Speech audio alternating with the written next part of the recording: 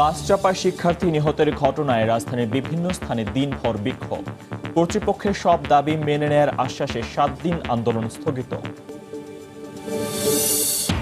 দেশে ভবিষ্যতে অতি দরিদ্র বলে কিছু থাকবে না বললেন প্রধানমন্ত্রী। বঙ্গবন্ধুর জন্মশতবার্ষিকী তৃণমূল পর্যায়ে উদযাপনের আহ্বান।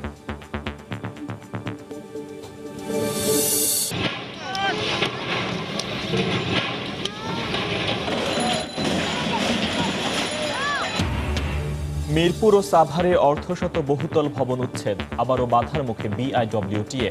ম্যাজিস্ট্রেটের বিরুদ্ধে অসহযোগিতার অভিযোগ। ঢাকাতেই হবে হজ যাত্রীদের ইমিগ্রেশন, কারিগরি দিক যাচাইয়ে আসছে সৌদি প্রতিনিধি দল। নতুন বাংলাদেশ গর্ব মোরা, নতুন করে আজ শপথ নিলাম।